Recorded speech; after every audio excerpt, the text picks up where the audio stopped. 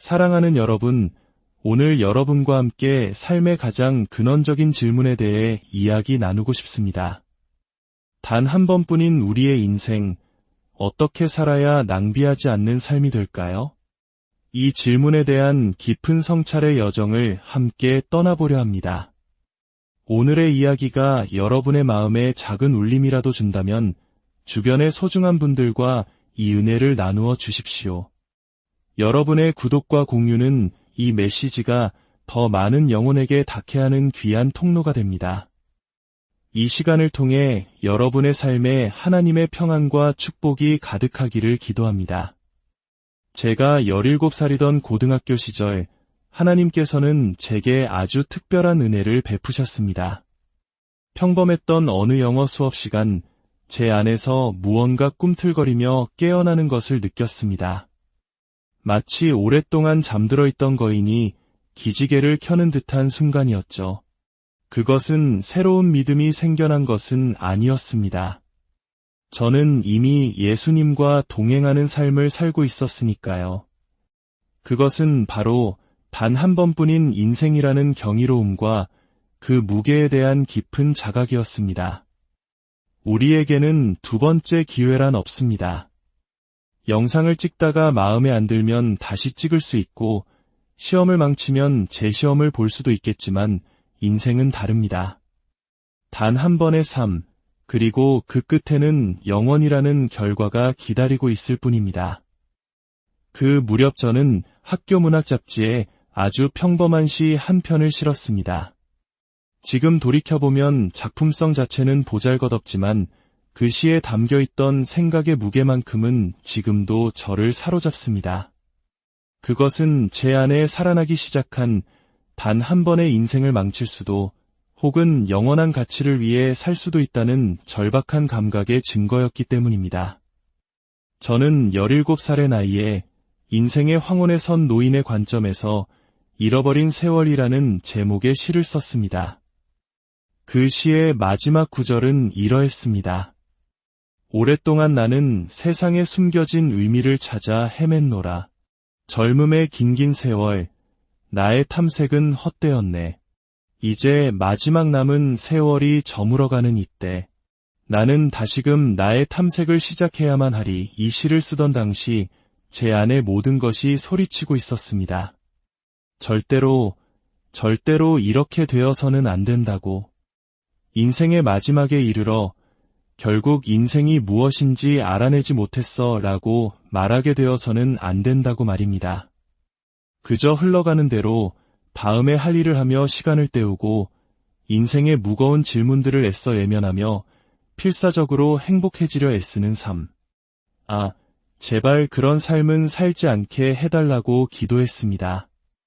죄책감과 좌절감에 빠지지 않기만을 바라며 하루하루를 살아가는 그런 인생의 끝을 맞이하고 싶지 않았습니다. 그때 느꼈던 단 한 번뿐인 인생의 무게감과 경이로움은 그 후로 단 한 번도 저를 떠나지 않았습니다. 저는 지금도 늘 생각합니다. 내게 남은 시간은 얼마나 될까? 1년일지 아니면 단 1분일지 아무도 모릅니다. 저희 아버지는 87세에 돌아가셨으니 제게도 20년 이상이 남았을 수도 있겠죠. 하지만 확실한 것은 단 하나입니다. 낭비하지 말아야 한다는 것. 우리에게 주어진 것은 오직 이 한 번의 삶뿐이고 그 후에는 영원한 결과가 따릅니다. 이 깨달음은 제 안에 목적의식에 대한 거대한 갈망을 불러일으켰습니다. 많은 사람들이 우리는 어디에서 왔는가? 라는 질문에 몰두합니다. 물론 중요한 질문입니다. 하지만 제게 그 질문은 오직 나는 어디로 가는가? 라는 질문에 답을 주기 때문에 중요할 뿐입니다. 저는 삶의 목적을 알고 싶었습니다. 인생의 설계도를 보고 싶었습니다. 내가 무엇을 위해 살아야 하는지 알고 싶었습니다. 독일어에는 왜라는 질문에 두 가지 다른 단어가 있다고 합니다. 과거의 원인을 묻는 보허, 미래의 목적을 묻는 보추입니다. 저는 보추의 사람이었습니다. 저는 항상 내가 어디로 향하고 있으며 그 모든 것의 목적이 무엇인지를 알고 싶었습니다. 왜 우주가 존재할까요? 왜 색깔과 소리, 사랑과 증오, 선과 악이 있을까요? 왜 스포츠, 여가, 노동, 영혼, 육체, 정부, 예술, 아름다움이 존재할까요?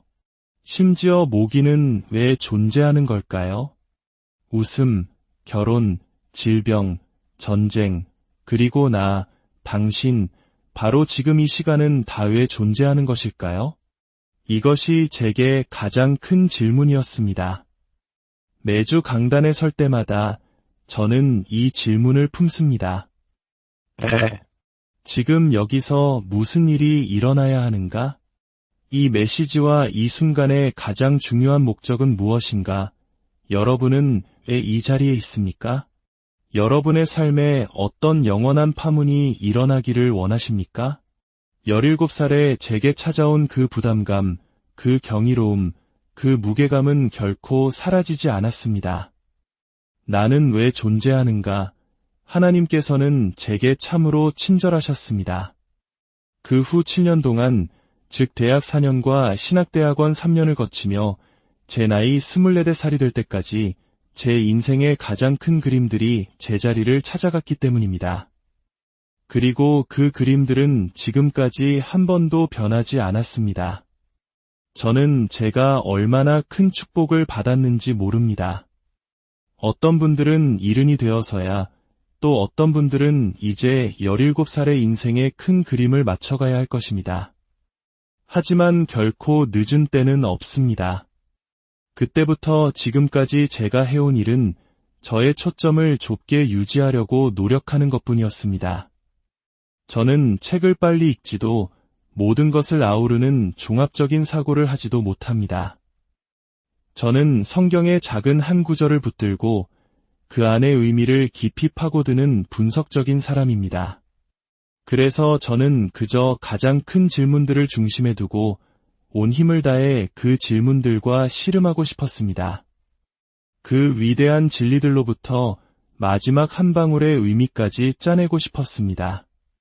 사랑하는 여러분, 제가 여러분께 강조하고 싶은 것이 있습니다. 여러분의 인생이 거대한 변화를 만들어내기 위해 수많은 것을 알 필요는 없습니다. 저는 은퇴를 앞둔 어르신들께도 이제 막 사회생활을 시작한 20대 청년들에게도 똑같이 말씀드립니다. 많은 것을 알 필요는 없습니다. 저 또한 많은 것을 알지 못합니다. 나이가 들수록 제가 아는 것보다 모르는 것이 훨씬 더 많다는 것을 깨닫게 됩니다. 하지만 여러분은 정말로 중요한 몇 가지 위대한 진리를 알아야 합니다. 그리고 온 힘을 다해 그 진리를 위해 살고 기꺼이 그것을 위해 죽을 준비가 되어 있어야 합니다. 세상에 지속적인 영향력을 남기는 사람들, 제가 지속적이라는 단어를 의도적으로 선택했습니다. 이 자리에 계신 평범한 할머니, 어머니, 아버지들을 생각해 봅니다. 여러분이 세상에 널리 알려진 인물이 되지는 않을 수도 있습니다. 하지만 그것이 본질은 아닙니다. 영원까지 지속되는 변화를 세상에 남기기 위해 우리는 수많은 것을 알 필요가 없습니다.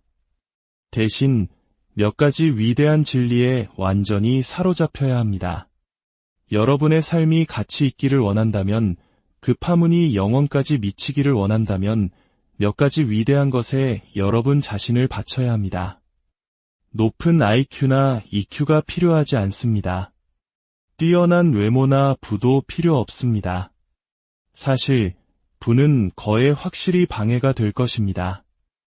예수님께서 그렇게 말씀하셨죠. 좋은 가문 출신일 필요도 없습니다. 좋은 학교를 나올 필요도, 아니 아예 학교를 나오지 않아도 괜찮습니다. 하지만 여러분은 위대하고 장엄하며 변치 않고 명백하며 영광스러운 몇 가지 진리를 알아야만 합니다. 그리고 그것에 의해 여러분의 영혼에 불이 붙어야 합니다. 바로 그것이 인생을 가치 있게 만드는 것입니다. 이제 제가 17세에서 24세 사이에 깨닫게 된, 그리고 남은 평생을 바쳐 탐구해온 3가지 발견에 대해 말씀드리겠습니다. 낭비하지 않는 삶을 정의하는 3가지 발견입니다. 첫 번째 발견은 이것입니다. 절대적인 주권을 가지시고 초월적으로 순결하시며 스스로 존재하시고 스스로를 유지하시며 비교할 수 없이 아름다우시고 모든 것을 아시고 모든 지혜를 가지셨으며 모든 것을 다스리시고 모든 것을 붙드시며 모든 것을 정의하시고 무한히 가치 있으시며 모든 만족의 근원이신 하나님이 존재하신다는 것입니다. 이러한 하나님이 존재하십니다. 그리고 그분이 모든 창조와 구원과 역사와 문화 속에서 가지시는 목적은 구원받은 당신의 백성들이 영원토록 그리고 계속해서 더 깊이 누릴 기쁨을 위해 당신의 영광을 드러내시는 것입니다. 짧게 줄여보겠습니다. 위대하고 거룩하신 하나님이 계시며 그분은 우리가 당신을 알고 귀하게 여기기를 원하십니다. 하나님께서는 우리가 그분의 빛을 보고 그분의 열기로 뜨거워지기를 원하십니다. 성경에서 하나님의 이름 야훼는 존재하다라는 단어에서 유래했습니다. 출애굽기 3장 14절에서 모세가 하나님께 묻습니다. 사람들이 너를 보낸 이가 누구냐고 물으면 무엇이라 답해야 합니까? 하나님께서 대답하십니다. 나는 스스로 있는 자니라. 그가 너를 보냈다고 전하라. 나는 스스로 있는 자라. 이 이름의 의미를 깨닫는데 평생이 걸릴 수 있습니다. 나는 시작도 없었고 끝도 없을 것이다. 나는 아무 것에도 의존하지 않지만 모든 것이 나에게 의존한다. 나는 아무 것에 의해서도 정의되지 않지만 모든 것을 정의한다. 나는 아무 것에도 통제받지 않지만 모든 것을 통제한다. 이런 하나님 앞에서 살아간다면 모든 것이 바뀝니다. 우주가 그분의 주머니 속 땅콩 한 알과 같은 그런 하나님 앞에서 말입니다. 만약 제 삶이 영원까지 지속되는 의미 있는 목적을 가지려면 그 목적을 하나님께서 알려주셔야만 합니다. 그분이 정의해 주셔야 합니다. 피조물인 제가 감히 나는 이거라며 살겠다고 결정할 수는 없는 노릇입니다. 정신 차리십시오. 그분은 하나님이십니다. 우리는 모든 면에서 절대적으로 그분께 의존하고 있는데 감히 우리 멋대로 인생을 결정하겠다고요. 하나님은 우주를 설계하시고 창조하셨으며 통제하십니다. 그 목적은 앞서 말씀드린 대로 모든 창조와 구원과 역사 속에서 당신의 영광을 드러내어 구원받은 백성들이 영원하고도 계속해서 커지는 기쁨으로 그것을 누리게 하기 위함입니다. 하나님을 위한 하나님의 목적을 올바로 아는 것이 나를 위한 나의 목적을 올바로 아는 것의 기초가 됩니다. 하나님, 이 우주를 향한 당신의 계획은 무엇입니까? 저는 그 작은 일부입니다. 그렇다면 그것이 바로 저를 향한 당신의 계획임에 틀림없습니다. 하나님의 우주를 향한 목적이 철저히 하나님 중심적이라는 사실은 제 영혼을 붙드는 쇠주먹과도 같습니다. 저는 그것을 벗어날 수도 없고 벗어나고 싶지도 않습니다. 오히려 전율을 느낍니다. 이것은 하나의 단층선과도 같습니다. 가족과 교회와 문화를 나누는 경계선이죠. 사람들은 하나님의 자기중심적인 목적 앞에서 전율하거나 혹은 분노합니다. 중립적인 사람은 거의 없습니다. 성경을 펴면 이 진리가 곳곳에서 발견됩니다. 내 아들들을 먼 곳에서 이끌며 내 딸들을 땅끝에서 오게 하며 내 이름으로 불려지는 모든 자 곧 내가 내 영광을 위하여 창조한 자를 오게 하라. 내가 내 이름을 위하여 노하기를 더디할 것이며 내 영광을 위하여 내가 참고 너를 멸절하지 아니하리라. 나는 나를 위하며 나를 위하여 이를 이룰 것이라. 어찌 내 이름을 욕되게 하리요. 내 영광을 다른 자에게 주지 아니하리라. 이사야 선지자가 이렇게 기록했을 때 우리가 무엇을 느끼기 원했을까요? 지루하다, 독선적이다라고 느끼길 원했을까요? 저는 그렇게 생각하지 않습니다. 우리가 잿더미 속에서 회개한 후에 그 영광 앞에서 비상하기를 원했다고 믿습니다. 예수님께서 기도하셨습니다. 아버지여, 때가 이르렀사오니 아들을 영화롭게 하사 아들로 아버지를 영화롭게 하게 하옵소서. 아버지와 아들의 이 놀라운 연합을 보십시오. 아버지를 영화롭게 하기 위해 아들을 영화롭게 해달라는 기도. 갈보리 십자가 위에서 우주의 목적이 그 정점에 이르게 하려는 계획입니다. 그렇다면 하나님께서는 왜 당신의 영광을 드러내기 원하실까요? 그분의 대답은 이렇습니다. 나는 너희에게서 영광 받기를 원하기 때문이다. 너희가 나를 경이롭게 여기기를 원하기 때문이다. 모든 것을 만족시키는 나의 아름다움이 지닌 무한한 가치가 너희 안에서 나에게로 다시 반사되기를 원하기 때문이다. 하나님의 영광의 가치는 바로 내가 그것을 얼마나 귀하게 여기는지에 따라 반영됩니다. 만약 이 세상의 그 어떤 것이 하나님보다 제 마음과 열정과 애정을 더 많이 차지한다면 그것이 하나님보다 더 영광을 받는 것입니다. 이 깨달음은 제게 엄청난 충격이었습니다. 하나님께서 우리에게 당신의 영광을 드러내실 때 우리가 그것을 지루하게 여긴다면 그분은 아무런 영광도 받지 못하십니다. 오히려 우리가 더 많이 알수록 그것을 지루하게 느끼는 것은 그분에 대한 더 큰 모독이 됩니다. 로마서 9장에는 이런 말씀이 있습니다. 만일 하나님이 그의 진노를 보이시고 그의 능력을 알게 하고자 하사 멸하기로 준비된 진노의 그릇을 오래 참으심으로 관용하시고 또한 영광 받기로 예비하신 바 긍휼의 그릇에 대하여 그 영광의 풍성함을 알게 하고자 하셨을지라도 무슨 말을 하리요? 하나님께서는 당신의 영광의 풍성함을 긍휼의 그릇인 우리를 위해 알게 하셨습니다. 우리가 그것을 지루해하도록요? 아닙니다. 우리가 그것을 즐거워하고 품에 안고 찬양하고 존귀히 여기며 그것을 위해 살고 죽도록 하기 위함입니다. 우리는 영원토록 그리고 계속해서 더 깊어지는 기쁨 가운데 하나님을 알아가게 될 것입니다. 왜 계속해서 더 깊어지는 기쁨일까요? 저는 유한한 존재이기 때문입니다. 하나님은 무한하십니다. 그분의 영광의 풍성함은 무한합니다. 저는 그것을 한 번에 다 담을 수도 없고 영원히 다 탐험할 수도 없습니다. 저는 우리가 영원이라는 시간 동안 하나님의 장엄한 산맥을 하나씩 등반하게 될 것이라 믿습니다.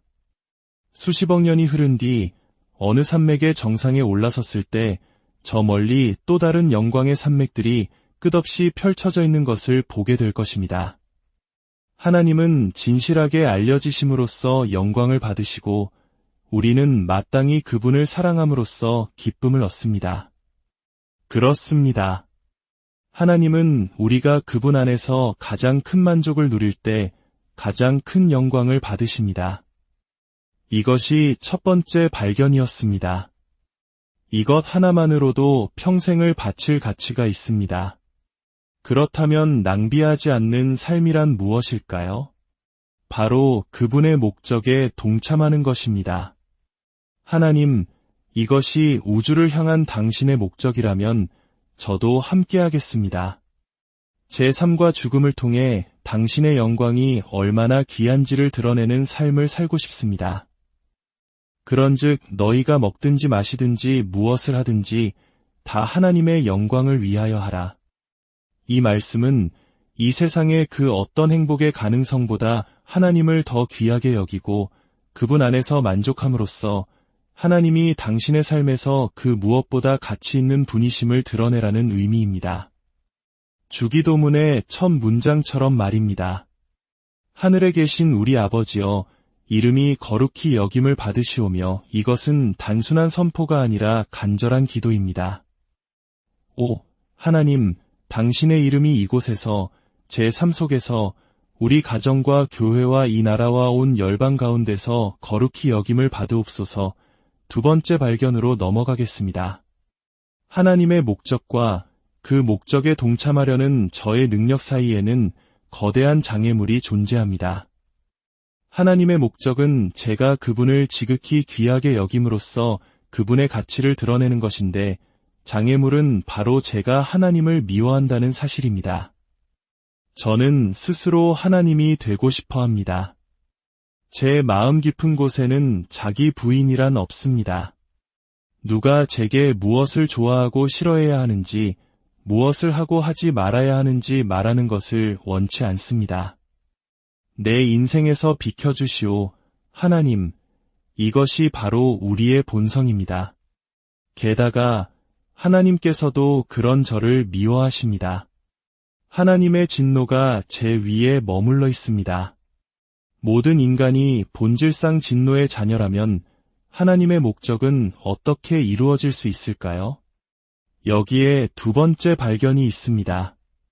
성육신하신 하나님의 아들 예수 그리스도께서는 우리가 하나님의 영광을 보고 맛볼 수 있는 유일한 길이 되실 뿐만 아니라 이 장애물들을 극복하시는 그 행위 자체를 통해 우리가 볼 수 없었던 그 영광의 정점이 되셨습니다. 예수 그리스도께서는 하나님 인간으로 이 세상에 오셔서 저의 타락을 덮으시고 정복하셨으며 하나님의 진노를 대신 받으셨습니다. 그리하여 이제 저는 제가 창조된 목적인 하나님의 영광을 보고 맛볼 수 있게 되었습니다. 그리고 그 구속의 행위 안에서 그분 자신이 바로 제가 보아야 할 영광의 최고봉이 되셨습니다. 에베소서 1장은 말합니다. 그 기쁘신 뜻대로 우리를 예정하사 예수 그리스도로 말미암아 자기의 아들들이 되게 하셨으니 이는 그가 사랑하시는 자 안에서 우리에게 거저주시는 바 그의 은혜의 영광을 찬송하게 하려는 것이라. 하나님 영광의 정점은 바로 은혜입니다. 그리고 그 은혜는 세상이 창조되기도 전에 그리스도 예수 안에서 우리에게 주어졌습니다. 우주의 목적이 바로 여기에 있었던 것입니다. 요한계시록 13장 8절은 이렇게 기록합니다. 죽임을 당한 어린 양의 생명책에 창세 이후로 이름이 기록되지 못하고 이 땅에 사는 자들은 다 그 짐승에게 경배하리라. 우주가 존재하기 전에 한 권의 책이 있었고 그 책의 이름은 죽임을 당한 어린 양의 생명책이었습니다. 이보다 더 분명하게 우주의 목적을 보여줄 수는 없습니다. 죄인들을 위해 죽으신 예수 그리스도, 그분이 바로 우주의 중심입니다. 그 십자가 위에서 예수님은 저를 위해 저주가 되셨고 제 죄의 정죄를 짊어지셨습니다. 하나님께서는 죄를 알지도 못하신 그에게 우리의 죄를 담당시키심으로 우리로 하여금 그 안에서 하나님의 의가 되게 하셨습니다. 이제 저는 하나님의 진노와 죄책감으로부터 자유로워졌습니다. 그리고 그 십자가의 공로로 인해 하나님의 주권적인 능력으로 새 언약의 모든 약속, 즉 믿음과 회개와 거듭남의 선물이 제게 주어졌습니다. 저의 타락과 죽음과 맹목, 하나님을 향한 증오가 사라지고 저는 새롭게 태어났습니다. 이제 저는 무엇을 볼 수 있게 되었을까요? 고린도후서 4장 4절은 말합니다. 그리스도의 영광의 복음의 광채. 예수 그리스도 안에서 우리는 하나님의 형상을 봅니다. 낭비하지 않는 삶이란 이제 그 초점이 더욱 좁혀집니다. 죄인인 나를 위해 십자가에 못 박히신 그리스도 안에 나타난 하나님의 영광이 무한히 가치 있음을 보여주기 위해 살고 죽는 삶입니다. 낭비하지 않는 삶이란 예수님이 생명보다 더 귀하다는 것을 보여주는 삶입니다. 바울 사도는 고백했습니다. 또한 모든 것을 해로 여김은 내 주 그리스도 예수를 아는 지식이 가장 고상하기 때문이라 내가 그를 위하여 모든 것을 잃어버리고 배설물로 여김은 그리스도를 얻고 그 안에서 발견되려 함이니 이것이 제 삶의 갈망입니다. 예수를 아는 것에 비하면 다른 모든 것은 쓰레기와 같다는 것을 깨닫는 삶. 그분의 부활의 능력을 알고 그분의 고난에 동참하며 그분의 죽으심을 본받아 마침내 죽은 자 가운데서 부활에 이르러 나의 왕, 나의 모든 만족이시요 영광이신 예수님과 영원히 함께하는 것입니다. 마지막 세 번째 발견입니다. 그리스도 안에서 하나님의 모든 것을 만족시키는 가치와 영광을 가장 분명하게 드러내는 삶은 사랑을 실천하는 가운데 기쁨으로 고난을 감당하는 삶입니다. 산상수훈에서 예수님은 말씀하셨습니다. 나로 말미암아 너희를 욕하고 박해하고 거짓으로 너희를 거슬러 모든 악한 말을 할 때에는 너희에게 복이 있나니 기뻐하고 즐거워하라 하늘에서 너희의 상이 큼이라. 이것은 세상의 관점에서는 미친 소리처럼 들립니다. 하지만 계속해서 말씀하십니다. 너희는 세상의 소금이니 너희는 세상의 빛이라. 이같이 너희 빛이 사람 앞에 비치게 하여 그들로 너희 착한 행실을 보고 하늘에 계신 너희 아버지께 영광을 돌리게 하라. 우주의 목적은 바로 이것입니다. 하나님 아버지께 영광을 돌리는 것. 그렇다면 그 빛과 소금은 무엇일까요? 이 본문에서 세상 사람들이 보고 놀랄 만한 특이한 것은 무엇입니까? 단순히 착한 행실이 아닙니다. 세상에는 착한 일을 하는 비기독교인들도 많습니다. 여기서 정말로 짜고 정말로 밝고 비범하고 불가능해 보이는 것은 단 하나입니다. 바로 하늘의 상급을 바라보며 박해 속에서도 기뻐하는 것입니다. 세상은 이것을 할 수 없습니다. 그들에게는 그런 상급이 없기 때문입니다. 하지만 여러분은 할 수 있습니다. 만약 여러분이 하늘의 상급 안에서 너무나 큰 만족을 누린 나머지 여러분을 미워하는 사람들을 위해 기꺼이 기쁨으로 선을 행할 수 있다면 여러분은 세상이 맛보지 못한 짠맛을 내는 존재가 됩니다. 사람들은 여러분을 보고 이렇게 말할 것입니다. 아, 저건 정말 놀랍다. 저건 위대하고 영광스러운 하나님께서 저 사람의 깨어진 영혼을 만족시키지 않고서는 불가능한 일이야. 그 상급은 무엇입니까? 예수님께서 기도하셨습니다. 아버지여, 내게 주신 자도 나 있는 곳에 나와 함께 있어 나의 영광을 그들이 보게 하시기를 원하옵나이다. 바로 이것입니다. 이보다 더 큰 상급은 없습니다. 십자가에 못 박히시고 죽임 당하신 어린 양, 창세전부터 그 이름이 생명책에 기록된 그분의 영광보다 더 위대한 것은 없습니다. 그러므로 사랑하는 여러분께 간절히 부탁드립니다. 당신의 인생을 낭비하지 마십시오. 예수님을 바라보십시오. 당신을 위한 그분의 고난 속에서 하나님의 은혜의 영광이 그 정점에 이르렀음을 발견하십시오.